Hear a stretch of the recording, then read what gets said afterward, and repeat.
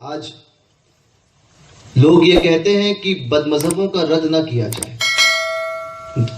مقام غور فکر دے رہا ہوں، سمجھ سکتے ہو تو سمجھو. لوگ کہتے ہیں بد مذہبوں کا رد نہیں کرنا چاہیے، کسی کو برا مت کہا جائے، نہ وہابی کو برا کہیں، نہ دیوبندی کو برا کہیں، نہ جماعت غیر اسلامی کو برا کہیں، نہ رافضی کو برا کہیں، نہ خارجی کو برا کہیں، صلح کلیوں کو برا نہ کہا جائے. میں پوچھنا چاہتا ہوں کہ یہ جو لوگوں میں ایک مجاز پھیل گیا کہ برا نہ کہا جائے، میں پوچھتا ہوں کیا چور کو چور نہیں کہتے؟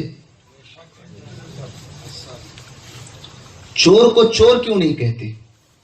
تو کہنے لگے چور کو چور تو کہتے ہیں اس لیے کیونکہ اس نے چوری کی. میں نے کہا کیا چوری کیا؟ تو کہنے لگے کہ مال چوری کرتا ہے اس لیے چوری کہتے ہیں. میں نے کہا بس یہی مسئلہ ہے، یہی مسئلہ ہے کہ بد مذہب کو بد مذہب اس لیے کہتے ہیں، وہابی کو وہابی، دیوبندی کو دیوبندی اس لیے کہتے ہیں کیونکہ وہ ایمان چوری کرتا ہے. فرق صرف اتنا ہے کہ وہ مال چورتا ہے اور یہ ایمان چوری کرتا ہے تو دونوں چور، ایک حمام میں دونوں ننگے. کہنے لگے اس کی دلیل کیا ہے؟ میں نے کہا دلیل مانگنے والوں، ہر بات میں دلیلیں نہیں مانگی جاتی. کچھ چیزیں ایسی ہوتی ہے جس کو ہمارے بزرگوں نے کہہ دیا اس پر عمل کرنا ہوتا ہے.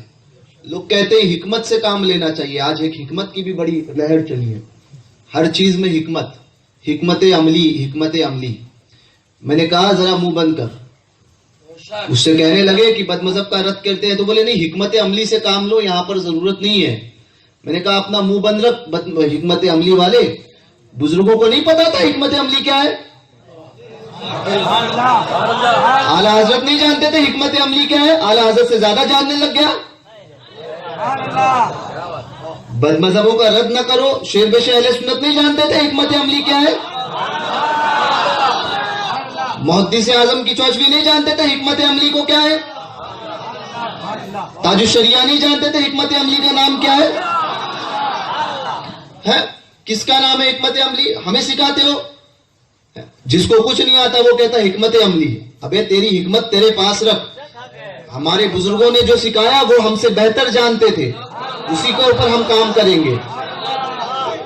ہم یہ نہیں دیکھیں گے لوگوں کے ایمان کا ذمہ یہ ہم پر نہیں ہے کہ ہم اس کو جو ہے یہ کریں. وہ اپنے ایمان کا خود ذمہ دار ہے. ہمارا کام ہے پہنچانا حق بات. مانے تو ٹھیک، نہ مانے تو وہ خود اس کا ذمہ دار. تو کہنے لگے حکمت عملی. میں نے کہا سن حکمت کے پیروکار اور حکمت کے حفاظت کرنے والے، بات سن میری. میں نے کہا نہیں. بولے آج ضرورت ہے. میں نے کہا تو زیادہ جانتا ہے بزرگوں سے. بولے وہابی کو وہابی مت کہو، دیوبندی کو دیوبندی مت کہو. میں نے کہا تو زیادہ جانتا ہے بزرگوں سے. کہنے لگا کیسے؟ بولے آپ دلیل دیجئے. میں بولا دلیل وہی مانگتا ہے بار بار. میں نے کہا پیدا ہونے کی دلیل دیتے ہو؟ تو بولے نہیں. میں نے کہا وہ کیسے نہیں دیتے؟ وہ کیوں نہیں دیتے؟ کہنے لگا دلیل چاہیے نا. دلیل آج ہر ایک کو دلیل چاہیے ہوتی ہے. کوئی بات بتاؤ تو بولے دلیل کہاں ہے. میں نے کہا ہر چیز کی دلیلیں نہیں مانگی جاتی. کچھ باتیں اپنے بزرگوں کی بات کو جو ہے اس پہ اعتماد کیا جاتا ہے. میں نے کہا پھر بھی سن دلیل.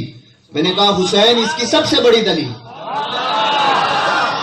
امام علی مقام اس کی سب سے بڑی دلیل. بولے کیسے؟ میں نے کہا سنو، امام علی مقام کس کے مقابلے میں آئے تھے؟ کوئی دیوبندی تھا؟ کوئی وہابڑا تھا؟ کوئی جماعت غیر اسلامی تھی؟ کوئی رافضی تھا؟ کوئی خارجی تھا؟ کوئی نہیں تھا. کلمہ پڑھنے والے لوگ تھے، رسول کو ماننے والے لوگ تھے، اذان دینے والے لوگ تھے. کوئی ایسا فرقہ تھا جو اسلام سے خارج ہوا تھا؟ تو کہیں گے نہیں، کلمہ پڑھتے تھے. میں نے کہا امام کیوں بولے؟ امام کیوں بولے؟ 22,000 کے مقابلے میں امام 72 اکیل تنہا کھڑے رہے. تنہا وہ 72 لوگ تھے.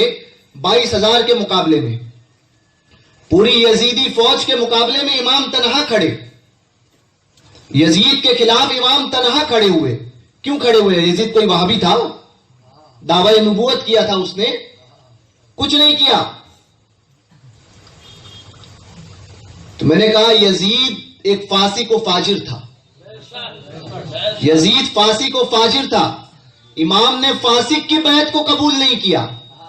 امام نے بتا دیا کہ سامنے فاسق آیا تو اس کو قبول نہ کرنا. تو ہمارے امام حسین کے ماننے والے بزرگان دین یہ کیسے قبول کر سکتے ہیں؟ جب فاسق کو امام نے نہیں قبول کیا تو بد مذہب کو ہم کیسے قبول کر سکتے ہیں؟ سمجھ رہے ہو بات؟ جب سامنے فاسق آیا تو فاسق کو فاسق کہنا یہ امام کی سنت ہے. فاسق کے فسق کو آج کو لوگ کہتے ہیں کس کی سنت ادا کرتے ہو؟ میں نے کہا امام کی سنت ادا کرتے ہیں.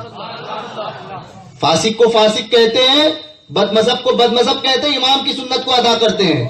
اس لیے کہ امام نے تو فاسق کو فاسق کہا تھا، یزید کے فسق کو قبول نہیں کیا، اور تم وہابی کی وہابیت کو قبول کرتے بیٹھے ہو اور کہتے امام حسین کے نام کے، امام حسین کے عاشق ہیں.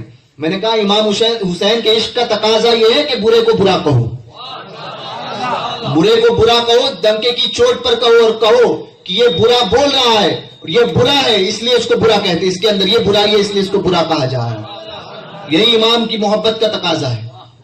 امام سے محبت کرتے ہو تو برے کو برا کہنا سیکھو، باطل کے خلاف آواز اٹھانا سیکھو. یہ نہ دیکھو کہ سامنے کون آتا ہے ہمارے مقابلے میں.